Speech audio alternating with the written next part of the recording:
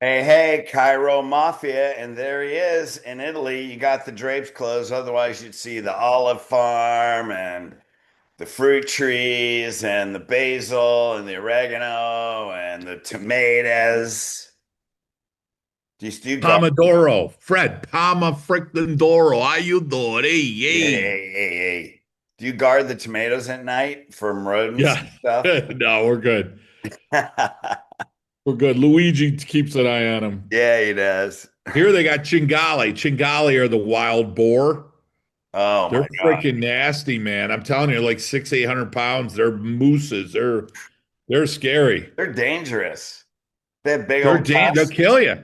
Yeah, they have tusks. Yeah. Yo, Yeah. no, they'll kill you. Oh, Yeah, they'll kill absolutely. humans. Yeah. Yeah. Well, good thing we don't have to worry about that, but that'll line you up for pork for 6 months if Yeah, you. yeah, yeah, yeah. They eat it. They shoot them, eat them. They make a great meat ragu. That's what they make their meats on. Northern, like Milan, they'll use cingale with the tagliatelle and make a beautiful meat sauce. It's good. I Good bet that's stuff. really good. I know. Cool, Yeah. man. Just saying. Well, I mean, it is Cairo Mafia. You know what I'm saying? yeah, yeah, it is. Hey, that with a nice glass of red Oh, out of the backyard, out of the yeah, barrels in the basement. yeah, Nice. yeah. Dude, we used to stomp grapes when I was a kid. And then my grandfather would pull aside the shower curtain, and there were racks of wine based on time. Yes, And yes. he'd pull the recent ones out, and that was the vinegar for the set for the Italian dressing. And then he'd pull the old ones out, and there really wasn't a whole lot of difference, but Yeah. it was a little bit easier than the vinegar. Exactly. But we were That's why I was smashing laughing. You that could tell grape. you, What's you that? could tell it's homemade wine if you put a peach or like a piece of fruit in there. They're trying to, overcome a Sweeten little that bit thing of up, yeah. the Oh yeah, yeah, that's right, man. I remember putting peaches in the wine. Yeah. Yeah. Most Americans drink Shirley Temples. We used to drink when we were like five. It was ginger ale with wine in it. Yes. I did. Yeah, we did that. Yeah, Yeah. right from the beginning. And we were able to drink wine like if we wanted a glass of wine, but at that age, I just didn't like it. Plus, it wasn't much better than the vinegar. It's like shit. Yeah. My parents are pounding it. Yes. I'm like, I think it still tastes like my feet. Yeah. Yeah, exactly. They made my grandmother, Nona, she used to make, or they did, I mean, she got older, so my uncle and my father did. They made a strawberry wine. It was really good. That was fun, and it was a little sweeter, obviously. It was good. Yeah, awesome. Well, Yeah. we were talking, man, and people want to grow, and you had a question from a client, what's the difference between 100 a week and 600 a week? And people get stuck at these levels, and it's like the principle of the next level is you have to be a different person. So Yes. each level of practice is a different consciousness. Yes. I remember coming out of school. I mean, I remember breaking 100 a week, and then the difference between who I was at 100 a week, 200 versus 200 and 350 and 350 and 500 and 500 and 700. Like you have to evolve as a person, and Yes. and I always tell people your level of practice is what you're willing to tolerate. Higher level practices, man, there's no tolerance. There's no Right. tolerance for stupid minimal questions. There's no Yes. tolerance Yes. for, missed appointments or, it's just like, and I always say you train them in the first week and then you talk to them at the re-exam. Yes. If on Monday you have to sell Wednesday and Wednesday you got to sell Friday, you're not going to grow. The energy that you expend is in talking and the emotional energy. It's not the physical energy of adjusting. Yes. And you said So, something great. We did a webinar which we do in Car Passion every week, and it was you get in life what you tolerate, and it's what you tolerate from yourself too. It's not what you absolutely. tolerate always from other people. It's what you tolerate from yourself. what you're, are you reading? Are you studying? Are you role playing your scripts? Are you there early? Are you the first one to get there and the last one to leave? What you're tolerating from yourself and what your expectations are in yourself, and are you meeting those expectations? If you don't, do you tolerate it? Do you just deal with it? Do you walk away from it, or do you, hold yourself accountable? So there's a big part of it, not only on the external part, but a lot of that starts, as we know, from the inside, and that's a big part of consciousness, as you're referred to, and your growth for sure. Yeah. Well, I know, and that's exactly it, man. It is first of all, what's your conviction to the principle? Yes. No, I lay in a dental roll every night, man, because flexion is death, extension is life. It's like Yeah. that's about as easy as you can explain it. We live in a Yes. flexion Yes. distorted society. You have to promote your lordotic curves every day, or you're gonna have stress on the spinal cord and you're gonna die. I mean, living Yes. in today's world, man, if you're not getting an extension every day, do you practice what you preach, first of all? Secondly, there's so many doctors that show up late for the pre-shift huddle. Or they just, well, we don't really do pre-shift huddles. Well, we did them and then we used to do them. Otherwise, growth is about leadership. And you Correct. have to set the standard that your team is inspired to meet. Yes. But if you're Yes. not if you're not upholding your own standard, why would the team? Correct. Exactly. Exactly. Yeah, Yeah. so You don't do doctors show that. up right, 2 minutes before the first patient shows up. It's like you don't understand, man. You have three or four team them in a smaller practice, and then everybody's coming in with their own mindset. And you're not establishing unity. You're not looking at the schedule. You're not creating something that's bigger. You don't Yeah. create emotional momentum to actually see something bigger than what's on your schedule. And Yes. that's what I got from management groups. It was so boring. What's pre-shift huddles? Well, let's manage our schedule. Let's Right. look at the report of findings. Let's make sure we're on time. A, how fucking boring is that after Correct. two Correct. times? And two, B, if you're managing what you have, how are you going to grow? Right. Exactly. If you're not creating your schedule should be your starting point. Right.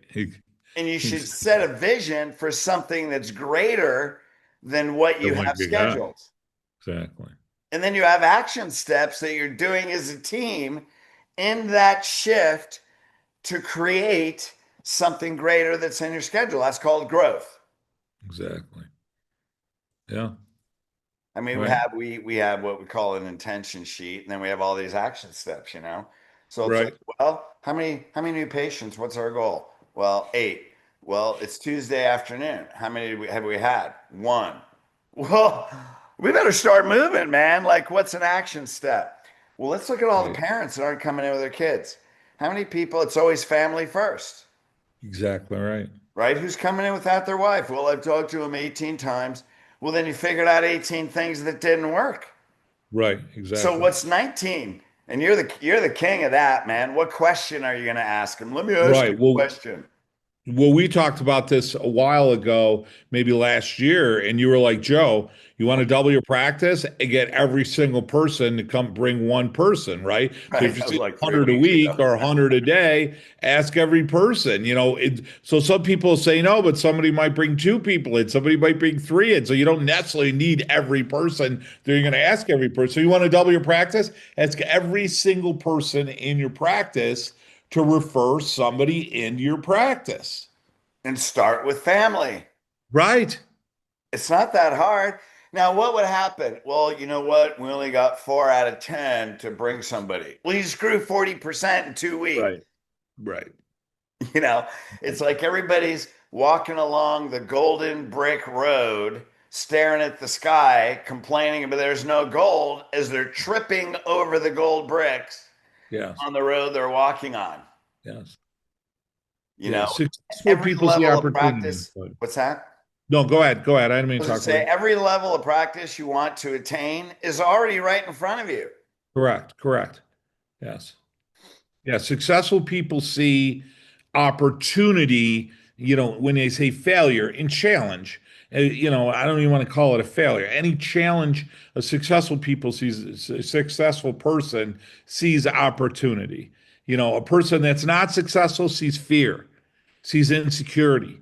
I want to make myself smaller. I want to make my life safer. I want to make myself and my ego more protected so I don't put myself out there because it hurts to get rejected. Successful persons like embraces the rejection, embraces the challenge, embraces the failure. What went great? What didn't go great? How can I make it better? That's the difference. So one's getting smaller, struggling and not able to get anywhere, and the other one's getting more successful and wealthy and greater degree of freedom. I mean, that's the difference. It really is the difference. Fail quickly, fail intelligently, fail smartly. Yeah, you're going to make mistakes. Those are good. You learn about yourself, you learn about your skill set, you learn about your training, you learn about your out accountability. You do all that, and then when you get through it, you take a basically an accounting of it, and you go, hey, listen, what went good, what went bad, what can I do different, how can I train on it different? Just like you said, 17 didn't go good, great. I found 17 times it don't work. Let's figure it out to 18.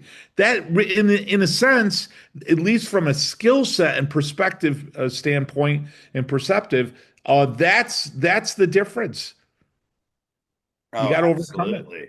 Except we probably failed like thousands of Right. times Exactly. until, you keep Exactly. going. I saw this video, and it was this girl that she studies neuroemotionally rewiring your brain. And Yeah. she said, if you want to be successful, you have to be obsessed Yes. because obsession creates dopamine. Dopamine creates inspiration. And that's the problem is people may love chiropractic, they may use it in their family, they may do this, but they're not obsessed. And then Right. people think, well, I have a family, I can't be obsessed. You can be obsessed during your off Sure hours. you can. Sure you can. You're even a chiropractor. Guess what? When you're at your kid's soccer game, those parents that would do anything for their kids that you're sitting next to, and those kids are subluxated, and they're talking about, oh, my kid's hurt her back or hurt her shoulder. Molly's daughter plays volleyball. Constant injuries on that team. Yes. Yes. And you go to clubs, those parents would do anything for their kids, and you're Yeah. sitting right next to them. Yes. Yeah. But people Exactly. Never leave their thought of it. chiropractic purpose when they lock the door of their office. Yeah. Right. Yeah. Yeah. There's one of the things I responded when I was talking to one of the docs, and we were talking about it. You got to find and I'm not saying it's easy, and I'm not saying it's not going to change. Maybe you got to find a reason bigger than excuse. You got to find your excuses. You got to find a reason bigger than your fears. You have to find a reason bigger than anything that would hold you back, than the motivation of not doing it. We're all motivated. I'm motivated not to do it. If you're not doing something, you're motivated. You're just more motivated not to do it than you are to do it, right? So you got to find something that excels, that exceeds the motivation of not doing it or doing something different, that's what you got to feed. So maybe when you're starting out in practice, you're like, shit. I know you and I, Fred, like, well, I got to pay the freaking bills. I got student loans. I got to pay the rent. I got to pay the electric. Holy shit! I got a piece of crap car that I got to, put fuel in and fix and repair. Like, so I'm not saying it's bad. It's a scarcity, a point of fight and flight and fear to get your office going. But now things start to move. Well, then what? You got to find something different in order to excel. Most people, you get into that growth, you get comfortable. I'm not saying it's wrong. I'm not saying it's bad, but you're not going to stay there. You're either growing or you're getting smaller. So if you don't have your foot on the gas, if you don't find a reason bigger than what you're doing now, is another way to look at it, for a reason to do something more than you're doing now, then you're not going to stay there. You're going to get smaller. And like I said, for me, it was, at first it was working on and helping people that hurt, right? And then it was for me organic, hey, now I was like, wow, I'm doing a really good job. I'm helping people with organic diseases too, and stomach. And then it was wow, seeing more kids, and I was seeing people with really weird stuff, and it fed my ego when I had somebody drive hours to come see me 3 times a week, and I'm not saying it's bad, but that's where my head was, and then one day I got to that point, and it was a journey, but there wasn't a hierarchy anymore. I was equally motivated for the, like you're saying, a child that a mother would say, "Oh, my kids are perfectly healthy. They don't have any symptoms." I was equally motivated, probably more motivated to get them in than I was the mother who came in and said, "Hey, my kid's got double ear infection," or the guy who's got a hot low back and a disc. And when I removed everything outside, like disease, sickness, illness, and I was really focused on subluxation is horrific whether you hurt or don't. Subluxation is horrific whether you got an organic disease or not. Like, I mean, it's horrible to have it regardless, irrespective of what you have symptom wise. So if I eliminate it, it's always better to live your life unsubluxated in a substantial, significant way. And that was the big moment for me where I again was as equally motivated or more motivated. And then I started talking to everybody. It wasn't like I wasn't ambulance chasing. Oh, look at that guy walking. Look, wow, you really need to see a chiropractor. No, I would say that to everyone. You really need to see a chiropractor. If you came in and said, geez, I feel great, I work out, I take care of myself at nutrition. Well, that doesn't mean you're not subluxated. And if subluxation is horrible, then why wouldn't I talk to you? You really need to see a chiropractor. Why would I need to see a chiropractor? I feel perfectly great. Well, let's talk about it, and get into it. Do your teeth feel perfectly great? Yeah. Well, I bet you're going to brush them. Why brush them? Why not ignore them? Why not wait till they get sick? So again, it just opened up the avenue to have the conversation. The hierarchy was gone. Practice exploded. Practices explode on the principle. Yeah. Yeah. That's it. I That's it. remember when, I'm like, how did Jesus walk into town? Came on a mule, had his little entourage. But by the time he walked through that town, there were thousands of people following him. I'm like, I'm Yes. going to do that. Yes. I want to walk through a town and have people as a chiropractor. That's what I want my practice to be like. And then it hit me. It was like Jesus was a healer. I mean, yes, he was divine. Yes, he was all these things. Sure. Sure. But what did he do? He healed. And then I remember this like it was yesterday, man. And it was that 30 years ago. And I said, when I become a healer, people will show up to be healed. And then I started talking like a healer. Right. Exactly. And then it wasn't about come in and get adjusted. Right. It wasn't about come and check your posture. It's, Right. it would say, let's see how you're healing today. Yes. Is your body in a healing state? Now you're either in the state of health or the state of disease. Is black or white. Yes. You know what I mean? It's like how much energy you're getting in there, man. Your spinal cord is your lifeline. One keeps you alive, Exactly. two keeps you healthy. The amount of energy is going to determine the state of health, state of disease. Right. Exactly. Let's see what state you're in. Exactly. And I would always say you're healed, and we'd always talk about energy. And when I now some of the principal people may not like this, but when I almost left the word adjusted, because then people think it becomes subjective to whether or not they think they need an adjustment. Now I get all the Right. principal guide, well, yeah, but my patients know. Well, what's your PVA? What's your Right. PVA? That tells you what they know. Your Yeah. PVA, right off visits per week, divided by average number of new What patients. they value. Absolutely. Yeah, that's their impression of your Correct. communication. Exactly. That doesn't Exactly. mean it's your intention. Correct. That's their impression. So what's your Right. PVA? And when I started communicating, which is really the truth chiropractic, you're not coming for an adjustment. You're coming for the effect of the adjustment. And Correct. the effect is putting you in a state of healing. Correct. And that's when they would say, once they got that, dog traffic was so bad, it took me an hour and a half to get here. And it's going to take you an hour and a half to get home. Right. So that's 3 hours. right? And you're going to be back in 2 days. You drove 3 hours so you could get 2 days of healing. Exactly. And then in 2 days, we're going to jumpstart your healing again. And we're going to keep jumpstarting your healing until we can correct your structure 90%. Yeah. And that made a big difference when I would tell people, you are totally dependent on us suggesting you for you to be healthy. Because your spine's all screwed up, your body on its own will create disease. Correct. So now you have to come here 3 times a week so we can jumpstart the energy in your body so your body can heal. And that's why you make your appointments so we can keep you in a healing state long enough that we can correct the structure of your spine. Now your spinal cord can work normally on its own. And then we're going to show you how to stay that way the rest of your life. Exactly. So Yeah. do you want to be dependent for the next 50 years on coming here 3 times a week for you to be healthy? And they'll go, hell no. I go, I don't want you to either. So friggin' make your appointments. It's 6 months, or whatever it is for, that's going to give you 50 years of health. Exactly. And so when they got that, man, I remember, I mean, my practice wasn't as big as yours, but we would see, over 200 a day, a little over 200 a day. And I remember I had a handful of days we had 100% kept appointments. Yes. Why? Because they knew I'm coming for healing. There's value.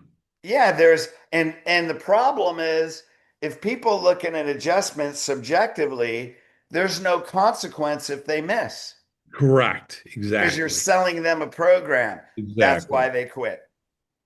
Exactly. As opposed to, I want to go get healed today. Doesn't matter how I feel. I want a healing. Everyone wants a healing. Every Exactly. person, every second of every Wants to day, heal. Yes. throughout every day in their human body wants a healing. Exactly. Yeah. So when you Cool. give them that meaning, man, they're going to refer. Not only that, when people get healed, they tell everybody. People get adjusted, they don't tell everybody. Right. But when they get healed, they tell everybody. Right. Well, if debt is zero energy, debt is zero, healing, right? Yeah. And 100% is pure, 100% unsubluxated. So, and that whole spectrum in between is your practice. It's your practice member. I mean, that's everybody because nobody's 100%. Everyone's subluxated.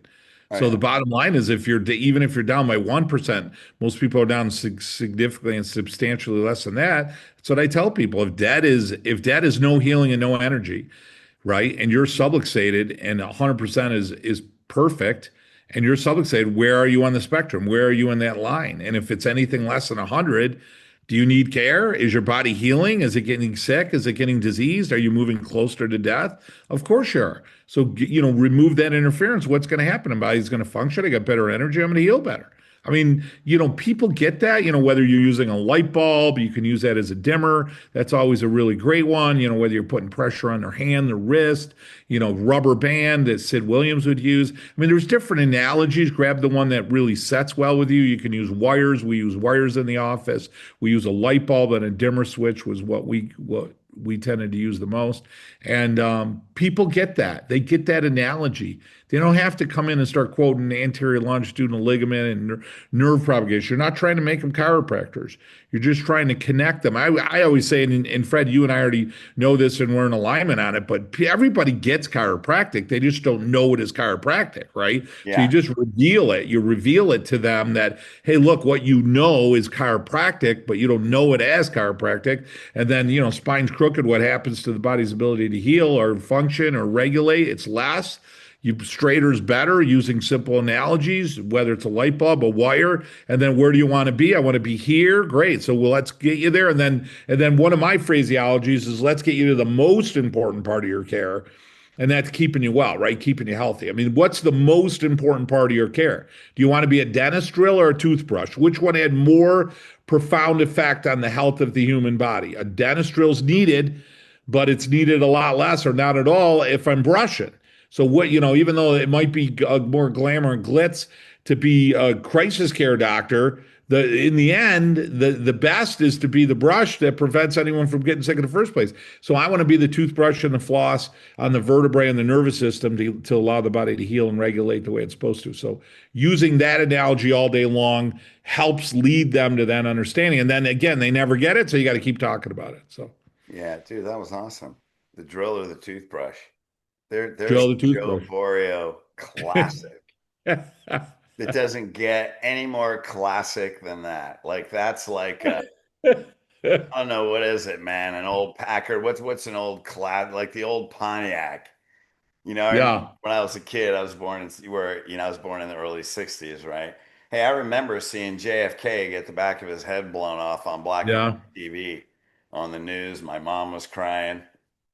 And we had this 56 red Pontiac, no seat belts.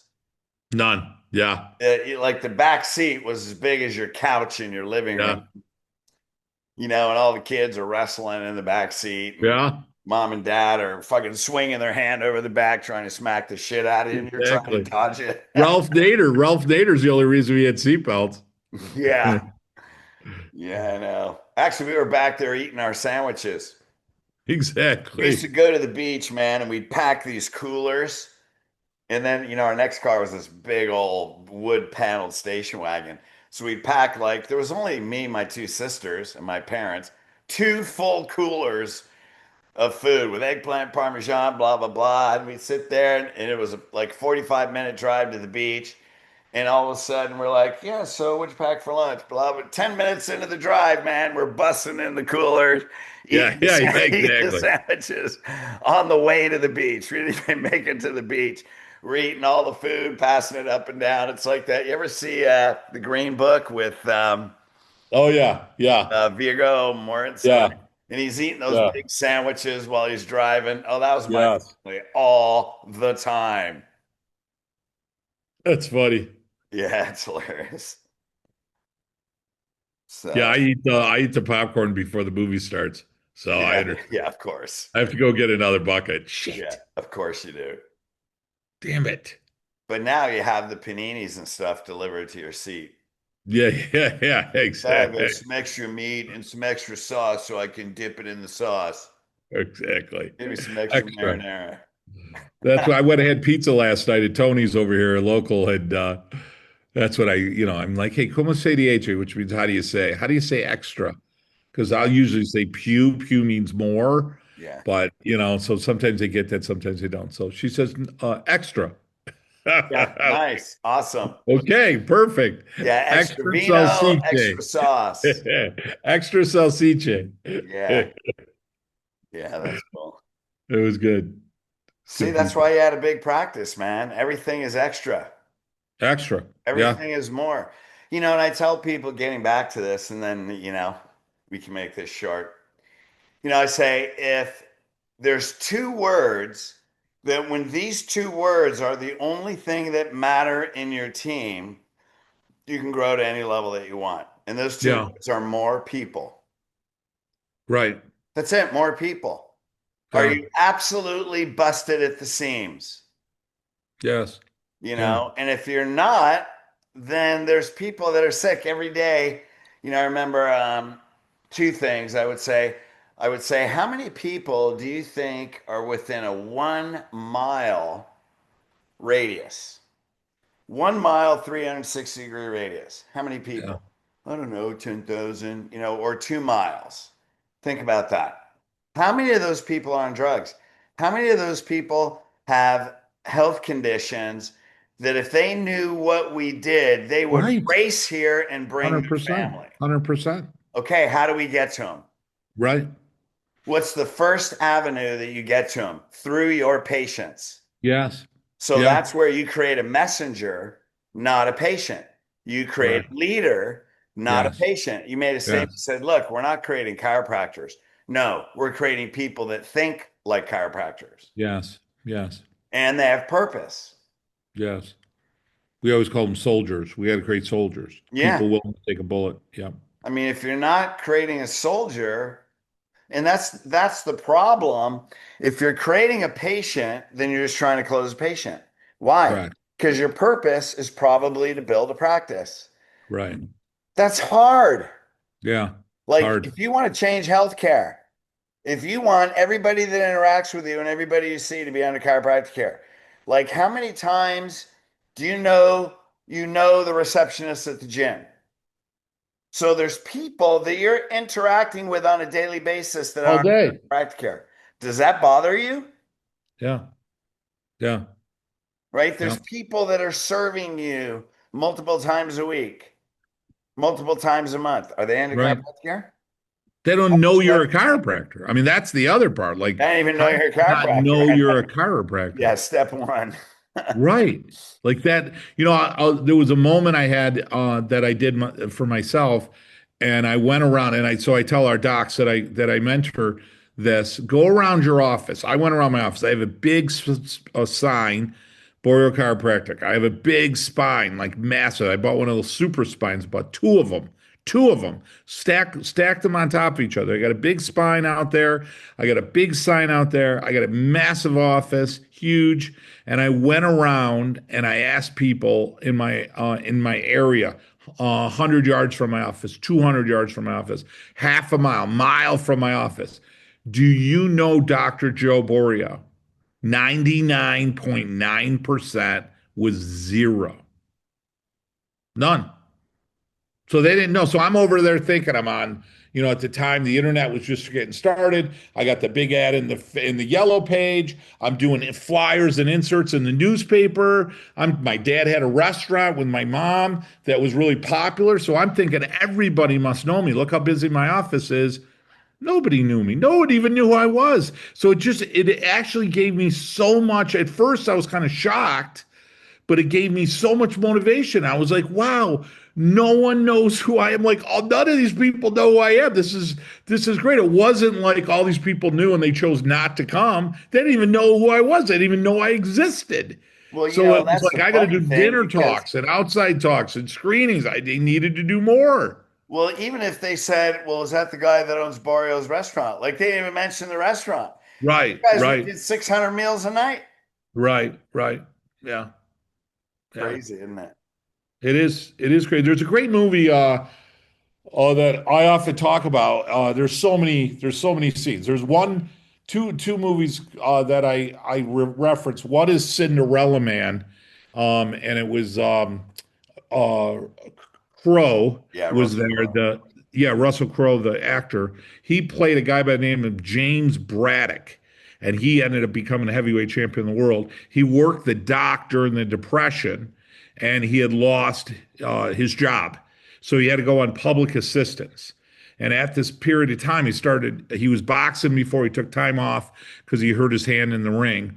And he started boxing again and his wife to make ends meet because he lost his job at the dock. He had no money. He was on public assistance.